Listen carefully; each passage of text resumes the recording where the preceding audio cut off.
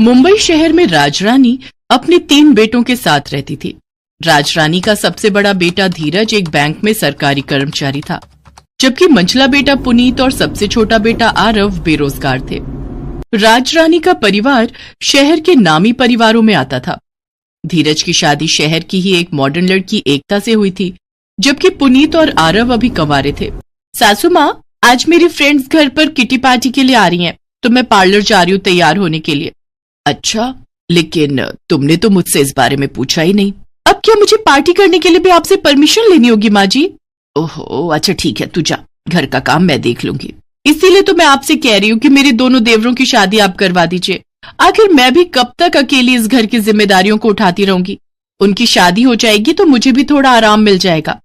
अरे बहू, शादी तो उन नालायकों की मैं करवा दूं, पर उन दोनों निकम्मों से शादी आखिर करेगा कौन? शहर की कोई लड़की तो उन निकम्मों से शादी करने से रही, तो माँ जी फिर गांव की कोई लड़कियां ले आइए। अगर शहर की लड़की के चक्कर में रही तो ऐसा ना हो कि दोनों देवरों की उम्र ढल जाए और गांव की लड़की भी ना मिले फिर उन्हें। तुम सही कह रही हो बहू, अब भले ही मुझे गांव की लड़कियों को ही बहू क्यों न बनाना पड़े, लेकिन अब मैं उन दोनों की शादी करके ही रहूंगी।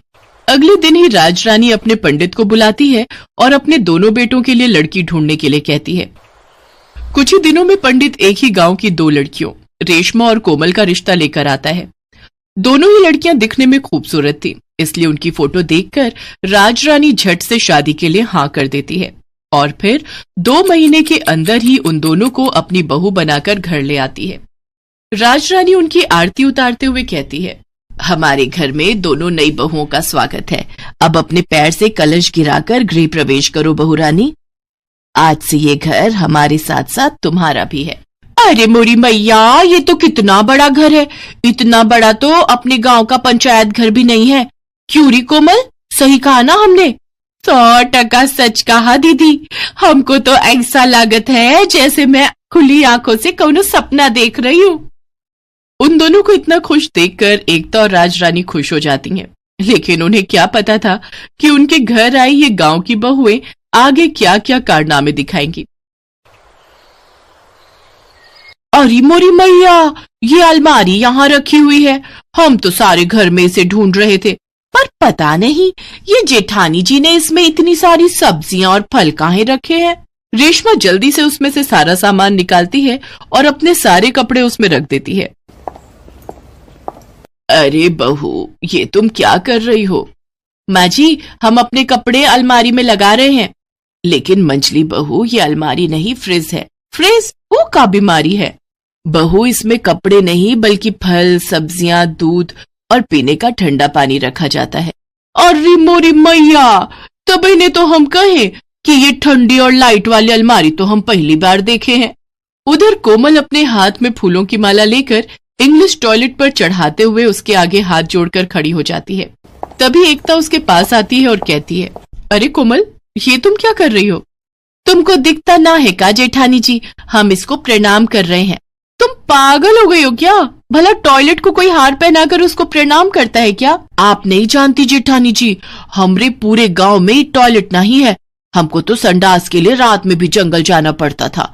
हमरे लिए तो ये बड़ी ही कमाल की चीज है जेठानी जी। तुम सचमुच में गांव की गवार हो। हाय मोरी मैया, इन सामानों में तो कितनी धूल मिट्टी जमा है। लागत है सासू माँ और जेठानी जी इसकी बिल्कुल भी सफाई नहीं रखती हैं। हमारी जेठानी को तो खुद की पुताई करने से ही फुर्सत कहाँ है जो इन सब पर ध्यान दे। अब हम इसको ऐसा चमकाएंगी कि सबकी आंख खुली की खुली रह जाएगी। हाँ, इतना कहकर रेशमा वो सारा सामान उठाकर बाथरूम में ले जाती है और वॉशिंग मशीन में पानी डालकर धोने के लिए डाल देती है। तभी उसमें से जोर जोर की आवाज आने लगती है। हाय मोरी मैया, लागत है भूकंप आने वाला है।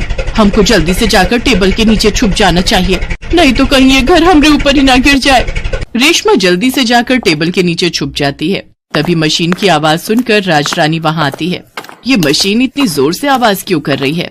राजरानी भागकर वॉशिंग मशीन के पास जाती है और उसे बंद कर देती है। हे भगवान, ये हो क्या रहा है इस घर में? फ्रिज में कपड़े रखे जा रहे हैं, मशीन में लैपटॉप धुल रहा है, टॉयलेट को माला पहनाई जा रही है। ओफो, पता नहीं क्या होगा मेरे इस घर का। राजरानी रेशमा को आवाज लगाती है और कहती है, रेशमा बहू। जी सासू माँ, हम यहाँ छुपे हैं इस टेबल के नीचे। लेकिन तुम वहां क्यों छुपी हुई हो? सासू माँ, भूकंप आए वाला है, आप भी हमरे साथ छुप जाओ, नहीं तो ये भूकंप कहीं आपको भी ना ले डूबे। कोई भूकंप नहीं आ रहा है, जल्दी से टेबल के नीचे से बाहर आओ। क्या हुआ? भूकंप चला गया क्या? तभी वहां एकता और कोमल भी आ जाती हैं और राजरानी उनको सारी बात बताती है। अरे तुम दोनों गवार हो क्या? तुम दोनों की वजह से हमारा लाखों का नुकसान हो गया। हे भगवान, पता नहीं कहां से ये गवार हमारे पल्ले पड़ गई। मैंने सोचा था घर में 2 बहू और आ जाएंगी तो मेरी सारी सिरदर्दी खत्म हो जाएगी, लेकिन मुझे क्या पता कि गांव की गवार से अपनी बेटों की शादी करने के बाद मेरी सिरदर्दी और बढ़ जाएगी। अपनी सास और जेठानी के ताने सुनकर कोमल और रेशमा की आंखों में आंसू आ जाते हैं। साथ ही उन्हें अपने किए पर पछतावा भी होता है। कोमल रोते हुए अपनी सास से कहती है, सासू माँ, हम दोनों गांव से आई हैं। हमरे पूरे गांव में कौनों के घर ही सब सामान नहीं है, इसे हमको नहीं पता कि इनका इस्तेमाल कैसे करना है। हमने ये सब जानबूझ के नहीं किया, हमको माफ कर दीजिए। जेठानी जी, सासू माँ, हम गांव से आई है तो शहर के तौर तरीके सीखने में हमको थोड़ा समय तो लगेगा ना, अनजाने में ही सही, पर हमसे लाखों का नुकसान तो हुआ है ना, उसके लिए हमको बहुत शर्मिंदगी है। अगर आप हमें शहर के तौर तरीके सिखा देंगी तो हम सब अच्छे से कर पाएंगे। उन दोनों की बातें सुनकर एकता और राजरानी को उन पर दया आ जाती है और उन्हें भी इस बात का एहसास होता है कि इसमें उनकी गलती नहीं है। तुम दोनों भी मुझे माफ कर दो, मैं समझ ही नहीं पाई कि इसमें तुम्हारी कोई गलती नहीं है। अब से तुम्हारी ये बड़ी बहन अपनी दोनों छोटी बहनों को शहर के सभी तौर तरीके सिखाएगी।